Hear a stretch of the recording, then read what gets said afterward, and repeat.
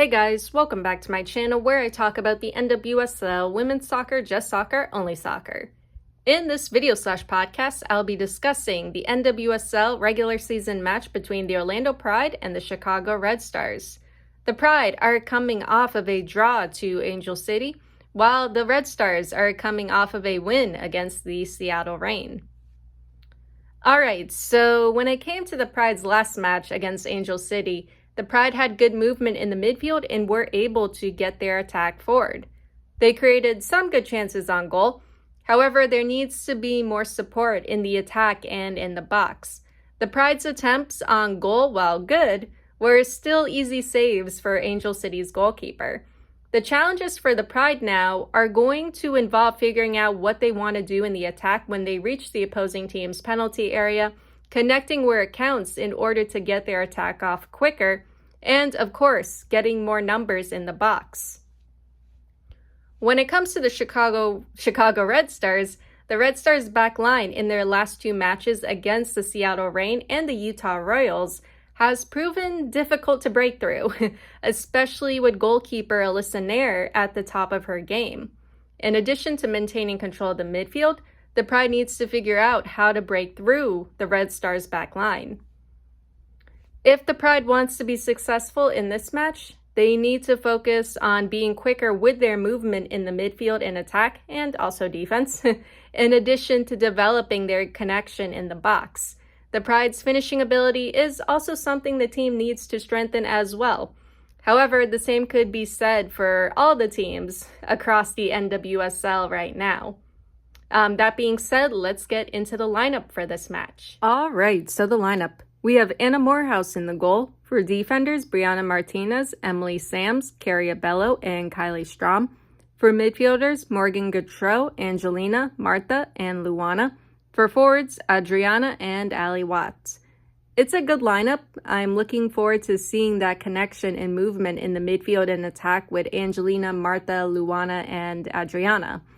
Control is also going to be important for the Pride, as well as being able to respond to the Red Stars' counterattacks and transitions.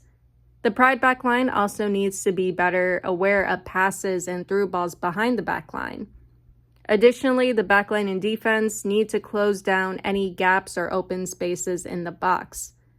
This is likely to be a challenging match for the Pride, but as seen in their last two matches, the Pride isn't going to go down without a fight. That being said, let's get into the first half. Alright, so the first half, we are off. Alright, so I normally do a play-by-play, but I'm really tired today, so I'm just going to keep things short by talking about the first half and the second half. Alright, so starting with the first half. Orlando Pride 1-0 in the first half. Goal scorer for the Orlando Pride was Angelina.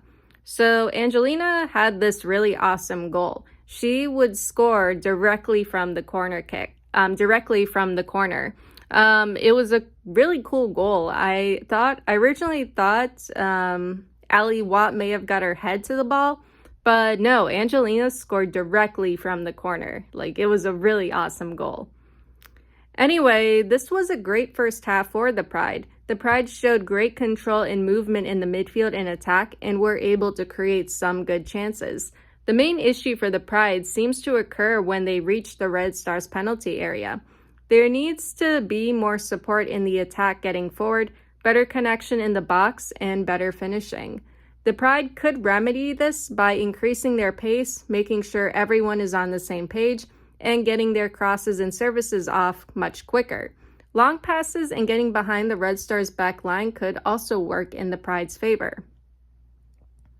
When it comes to the Pride back line, they have had some tense moments in this first half, but so far there have been good recoveries in the midfield and back line, as well as good support in the defense.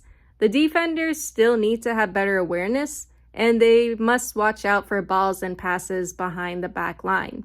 Going into the second half, the Pride has to maintain control, and the team should try to grab more goals in order to extend their lead. That being said, let's get into the second half. Alright, so the second half, we are off. Alright, so the Orlando Pride draws 1-1 to the Chicago Red Stars. the Red Stars would get one back in the 64th minute. This half would see an additional 10 minutes of added time after the referee checked for a potential denial of a goal-scoring opportunity on Summer Yates by Red Stars defender Kuika. So in this case, Kuika had a chance of being sent off with a direct red card for denying a potential goal-scoring opportunity. After a 7-minute review, the referee decided there wasn't enough contact for it to be considered a denial of a goal-scoring opportunity. And what was really annoying about this was the fact that it was a really long check. There was VAR that checked it, and then the referee would go over and check it herself. And then she would decide that it wasn't a denial of a goal-scoring opportunity, which pissed off a lot of Orlando Pride fans. But yeah, that was something. Anyway, a draw is still good this early in the season.